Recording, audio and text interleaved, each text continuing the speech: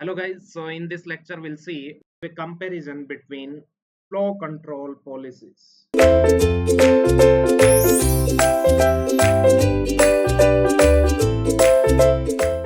So the basic flow control policy we discussed, that was the stop and wait, isn't it? So we studied what is stop and wait. After that, the next one we have seen, that is sliding window protocols. Sliding window protocols. And in these policies we have discussed go back and second one is selective repeat, isn't it? Okay, so we'll be having one comparison. So let us take, or let us make one table, stop and wait. Here let's say go back and third one is selective repeat. So stop and wait, go back and selective repeat. So first point I'm going to discuss, that is, let's say, efficiency. So yes, maximum capacity of the channel is what? 1 plus 2a. And in stop and wait, we are sending only one packet. So efficiency will be what? 1 upon 1 plus 2a.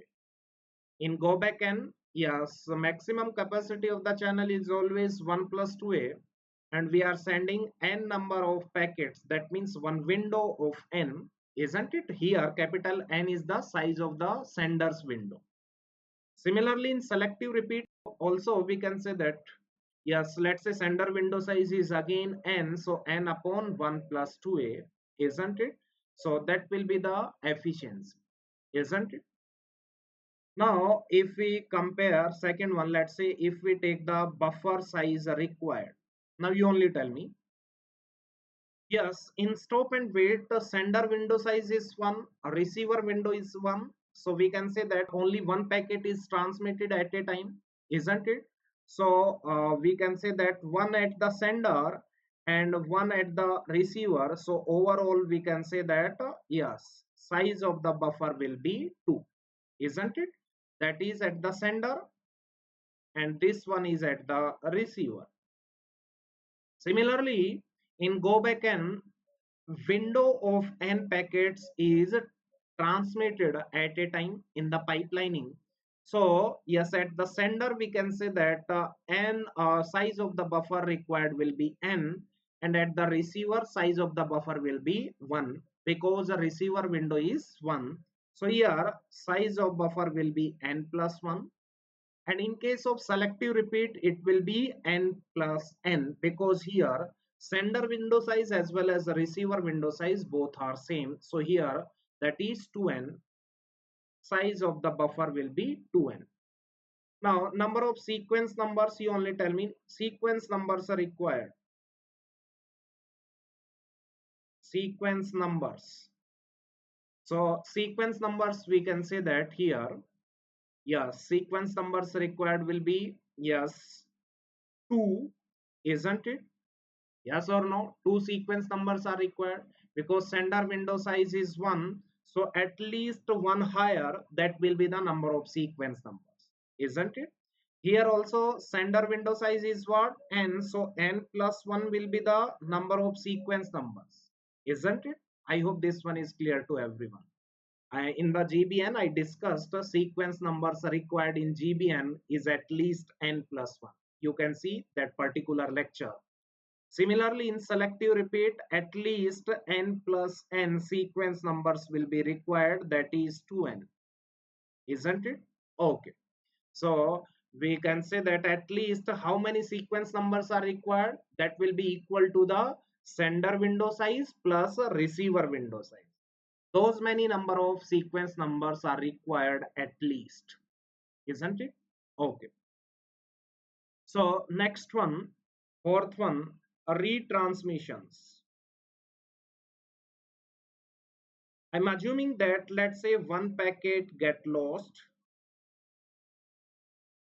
then in case of stop and wait, yes, only that packet will be retransmitted. In GBN, entire window, that is n packets, will be retransmitted, and in selective repeat only one packet will be retransmitted. I hope this one is clear to everyone. Next one, bandwidth.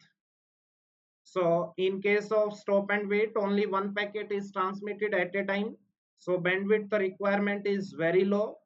Here in GBN, yes, whenever any lost, then we can say that the entire window will be retransmitted. So here, yes, very high. And in case of selective repeat, it is moderate. It is moderate. Why so? Let's say, let us consider one example regarding the bandwidth. Let's say number of bits required for sequence number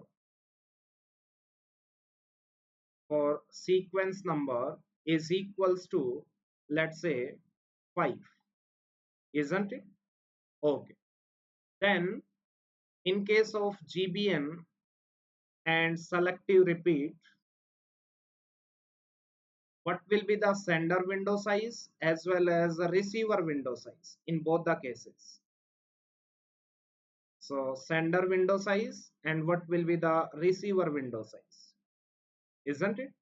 So in GBN, you only tell me if 5 bits are there, then 2 raised to power 5 minus 1, that is 31. That will be the sender's window size, and 1, that is fixed the receiver window size. And you can see sum of sender window size plus the receiver window size is less than equals to number of sequence numbers, that is 32, 2 raised to power 5. But in selective repeat, yes, total 32 sequence numbers are possible with the 5 bits, 2 raised to power 5. 32 sequence numbers are possible. So sender window size and receiver window size must be equal. So here we can say that sender window size will be 16 as well as the receiver window will be 16, isn't it?